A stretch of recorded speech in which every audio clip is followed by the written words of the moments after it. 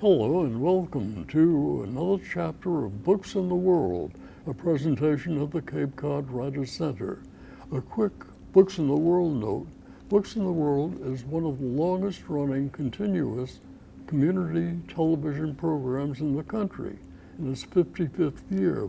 But we're going back a little further than that right now, some 70 years, to introduce Alison O'Leary, who along with Michael Touglas has written a book called So Close to Home. Welcome to our program, Alison. Thank you for having me. So close to home and yet so far, and that's the whole story of a very adventurous family. And the adventures were not very happy adventures. Well, that depends. It did end somewhat tragically, but it started with great hopes for a new beginning for their family. Now, as I read your book, the Downs family, or most of them, were in South America. Yes. And they were on their way back just after the United States entered World War II. So that goes back to the end of 1941, Yes. beginning of 1942. Having written the book along with Michael, start the story for us, would you please? Yes, certainly. So the Downs family was a hard-working, blue-collar family from San Antonio, Texas. And there were 3 children, 14-year-old Terry, 11-year-old Lucille, and 8-year-old Sonny, along with their 2 parents, who had not only never left the country before, but probably had never been outside of Texas before. They were offered a great job with a good salary, an opportunity to build a nest egg working for the United Fruit Company, which was the predecessor of Chiquita Banana, Yes. with the giant plantations throughout Central and South America. So they left Texas and the family went to South America. They went to South America. And when the war broke out with the bombing of Pearl Harbor, they got very nervous about their ability to ever get back home, because all of the ships, the merchant ships, were being conscripted for use in the service. They didn't have a lot of information about the war and what was going on, and they obviously felt very nervous. We had the mother's letters home to her parents to draw from, to really get the emotion of the decision-making process to uproot the family yet again and bring them back to Texas to feel safe and secure during the war. So they booked passage on one of the company's ships that was full of beans, coffee beans and bananas. And bananas. Oh, And- it was a United Fruit ship. Yeah, United Fruit ship, yes. And it was to be the ship's last sailing before the U.S. Navy took it over. Oh, So it went north from Costa Rica, up the Caribbean coast of Mexico through the Yucatan Channel there between Mexico and Cuba, and was headed for New Orleans, Louisiana. but the war broke out and German submarines were in the Gulf of Mexico. They were. And this is a surprise to people even today. It was a big surprise back then because the general consensus was they could not come that far, that they didn't have that sort of range. Yes, I think most people who are aware of that action in those years past figured along the Atlantic coast or maybe in the Atlantic itself. Yes. But one or more ships, German submarines, were in the Gulf of Mexico. Many of them. Many. Many of them.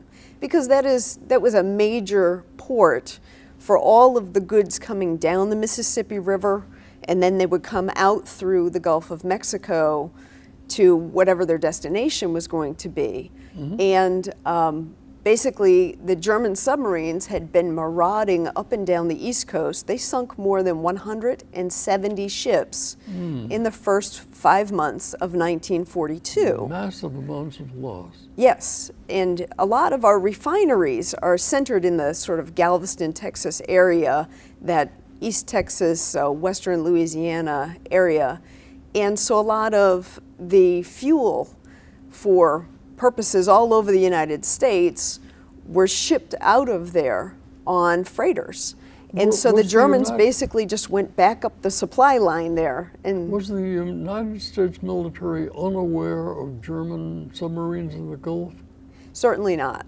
No, they were aware. They were aware of the very first submarines that came over in January of 1942, but they could not stop them.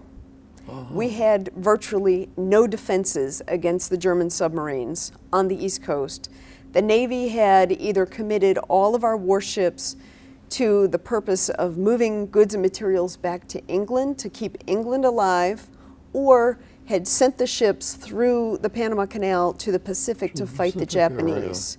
So they left the East Coast completely vulnerable to German attack, and the Germans made the most of it. Okay, Alison, now back to the Downs family. So they left and they were on a ship.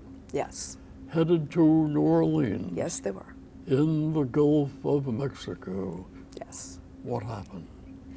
Well, as they entered the Gulf of Mexico from the south, heading north, we're not really sure what happened. The story was that somebody saw something in the water, and it was a little bit vague to us what exactly had been seen. Was it the shape of a submarine in the distance? Was it a periscope?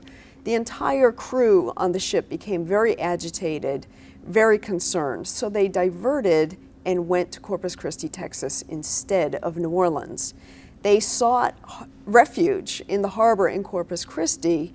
The captain of the Heredia, the ship they were on, went ashore and asked to allow the family to disembark and to go home to San Antonio, but they were told they could not. They could not? They could not. What was their reasoning, did you know? Again, our research was not able to determine exactly why they were not allowed to get off the ship. So the ship left Corpus Christi, headed to New Orleans? New Orleans. They were told, you're so close to home, you only have one more day. Of the book says, so close to home. That's right. They said, Yet. We'll be up against the dock in New Orleans first thing in the morning. You're so close. And then, just go. And so they left Corpus Christi, headed for New Orleans, and about 40 miles south of New Orleans is a buoy called the Ship Shoal Buoy that marks the entrance to the Mississippi River. And the Germans were smart enough that they didn't navigate all over the Gulf looking for ships. They sat at a buoy and waited for the ships to come to them. Whoa. Simple, isn't it? Deadly and simple. So there was a German U-boat, U-506, captained by Erich Werdemann, who was a 28-year-old German naval school graduate, and he was just sitting at that buoy waiting for a ship to approach him.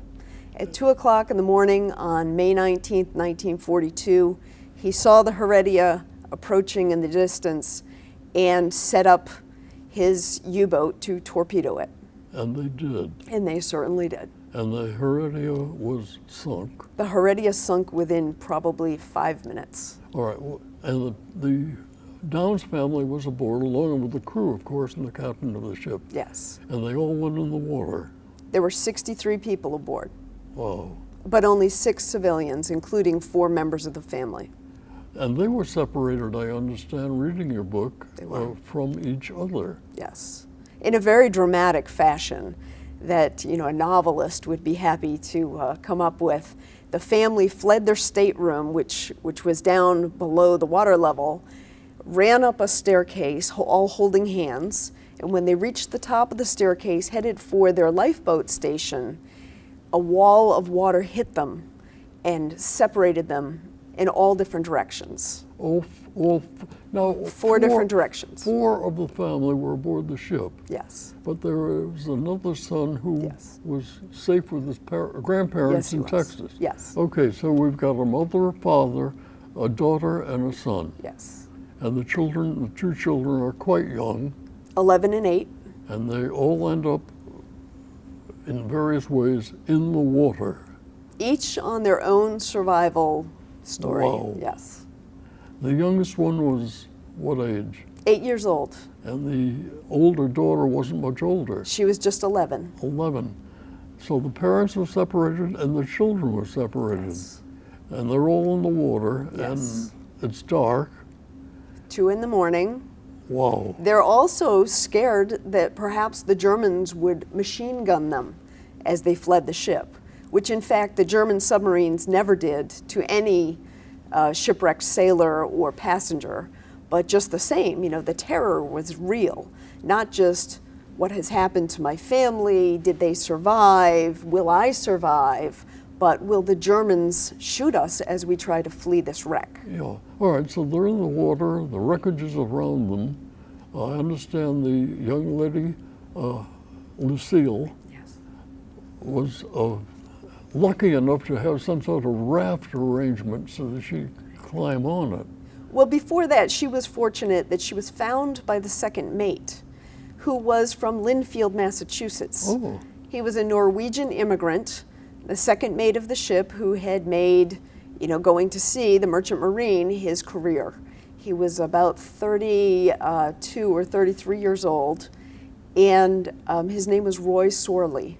He heard her screaming, and he jumped from the bridge of the ship into the water, took care of Lucille until they were rescued. Wow. And yes, in the process, put her on some flotsam as a sort of a raft to get her out of the water, because he knew that hypothermia would kill a child very quickly. Yes, even though we say, well, Caribbean waters or Gulf of Mexico waters, they aren't all that warm all year long.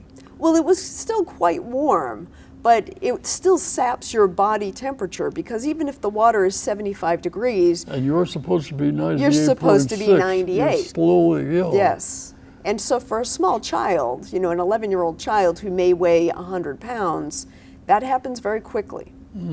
All right, and how were they rescued? They were rescued when the ship was quite overdue, because the ships were operating in radio silence. That they were not allowed to use the radios to tell their next port that they were coming, so they were simply expected at 6 a.m. And when they did not arrive at 6 a.m., nobody really looked for them until probably noontime, realizing that they were overdue. Yeah. And then they began a search. They sent out some Navy planes, and they found them with a Navy PBY, which was quite a large seagoing plane. Mm-hmm. And they spotted some of the survivors in the wreckage and radioed or somehow messaged some shrimp boats to go back to where they had seen the wreckage and pick up these people. Wow, and all 4 of them were lucky enough to be picked up. Very, very fortunate. And some of the crew as well, Yes. but not all of them. No, approximately out of 63 passengers, 28 perhaps lived, including all 4 members of the Downs family, which is an absolute miracle. Wow, and so the Downs family and the survivors were brought to shore. Yes. A lot of your book with Michael, Alison and Leary, takes what is the German submarine's point of view. Mm-hmm. How did you get the material? Because you quote the various commanders of the various subs and the crew members. Where did you get all that information? Yeah, that was a very interesting part of our research, because in the beginning we felt we had this fabulous all-American story about this family that had gone through such hardship during the war, and of course a very unique story of being passengers on a ship torpedoed right here in the United States. So we thought that that would be enough. But when we started to really do the writing, we realized it was missing something that would add a lot to it. Well, you had half a story. Right, well, we did. We thought we had the whole story, but then I found mention of something called war diaries in my research. And I said, war diaries, what is that? It turns out that the German submarines each kept a daily log of their positions, the conditions aboard their submarine, commentary about the ships that they sunk and other things that were going on board their subs. And they were compiled back at German Navy headquarters in Berlin, but when the Allies won the war, those documents came to the American National Archives in College Park, Maryland. Did anybody know about that? Was it widely known that such information existed? I think only people who do the sort of research that we did would really find them. We were very fortunate to work with a U.S. Navy captain who has made his retirement hobby researching these German submarines. Oh. He worked very closely with us. He read many early versions of the book to make sure that they were absolutely accurate down to the word. And he helped us with the war diaries. I went to Maryland, to College Park, to the National Archives, and found the documents and printed them off the microfilm. He had never seen these particular submarine documents before, but he had seen others. What were they like? What was it like opening the commander saying to the crew, periscope up, or Yeah. distance from ship, or set the torpedo timing for? Was all that in there? I tell you, it gave me chills. It gave me chills sitting at one of those old-fashioned microfiche machines in the archives. I wanted to dance around, you know, but there are all these other researchers just very quietly plodding along. So I was just pressing print, print, print, and I know a little bit of German, you know, enough to get around when I'm over there. So I was trying to read these very long words and nautical terms and things to, you know, get started on my research. It was all in German, of course. And I ended up with a stack of documents about this big that we took home, and I started to look at it, and I realized there's no way I could translate all of this accurately, because words in German can mean more than one thing, and the way they're used, of course, the grammar. So we were fortunate to work with that gentleman. His name is Jerry Mason, and he runs a website called uboatarchive.net. We sent the documents to Jerry. He translated them and sent them back to us, so we were able to quote directly from them. And it was an amazing feeling. We had done all the background research on the German submarine captains and on the submarines themselves, but to have their words, they sort of came alive. I would imagine so. If you can envision Captain whoever. Verdeman, yes. What's there, as I read your book, Alison, there seems to be a competition, as grim, as deadly as it was, between the various commanders of these ships, of the submarines. That's right. It was a friendly competition that they tried to be the submarine ace, to sink the most and the biggest ships that they could possibly find, and to use as few torpedoes as they could so that they could stretch their armament longer and sink more ships during their period at sea, because they would be at sea, say, 3 months at a time. And so in those 3 months, they had, say, 22 torpedoes, which gave them the possibility of sinking 7 to 10 ships, but they also had deck guns, and they used the deck guns to sink ships at times as well. But you said, Alison, they did not machine gun. Right. Even though they had machine gun availability. Right. They didn't machine gun people, but they would machine gun the ships at the waterline, hoping to open a hole big enough to sink them. Wow.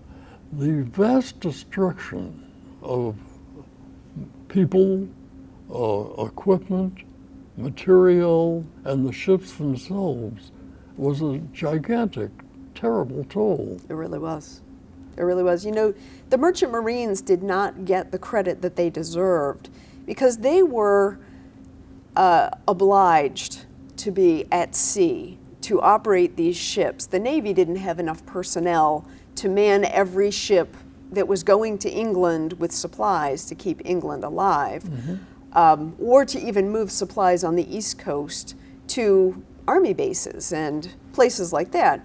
The merchant mariners had the highest relative death rate in the war, higher than the Marines and the Army. They were not a branch of the service. No, they weren't. But they were finally recognized for their wartime service in the 1980s, 40 years after 40 World War II ended. Yes, and they became eligible for various benefits. Veterans But benefits. all those years in between, oh, they were just the merchant seamen. Exactly. Wow. And people even accuse them of joining the Merchant Marines to dodge wartime duty. But they were doing plenty of wartime duty at sea.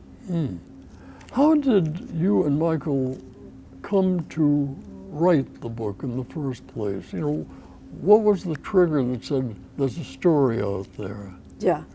Well, Mike has written about 25 books now, including The Finest Hours, which is quite popular and famous on Cape Cod, Yes. the story of the Coast Guard's greatest rescue. He's done about 7 rescue at sea books. And so he is known for that genre, for that niche. So he is often approached by people who say, I know a great story. You should write about my friend, my brother, my father, these people who have gone to sea and had different things happen to them. And most of the time, it's a good story, but it's not a book-length story. So Mike is also a speaker. He speaks at corporate functions, at conferences, Coast Guard Academy, places like that. He speaks about leadership and about the rescues that he has written about. So one time he was speaking at a corporate function at John Hancock in Boston, and one of the John Hancock executives came up to him and said, I know a gentleman with a very interesting story. You should look into this. And of course Mike said, oh, another great story. Not a book, but another But story. it was Sonny Downs. He was, Sonny Downs was the gentleman that he wanted to introduce Mike to. He said, you know, my friend was on a boat that was torpedoed by a German submarine during the war. This is the young kid in the actual drama, Yes. actual downing of the ship. Yes. And here he is some 70 years later, Yes. working for John Hancock, and he just happens to tell a story that gets around. Yes. Yes. In the book. Yes. And he is quite a storyteller. We have a portion of him on video on Mike's website, and I believe my website as well, where he's telling it in his own words. And this sweet South Texas drawl, which I really enjoyed. But to see a man over 80 years old and the emotion that still comes to the surface when he talks about seeing his mother, who he thought had been lost at sea. You know, and a tear comes to his eye very naturally. It's an amazing thing. It makes us so thankful that we were able to meet him and write the book.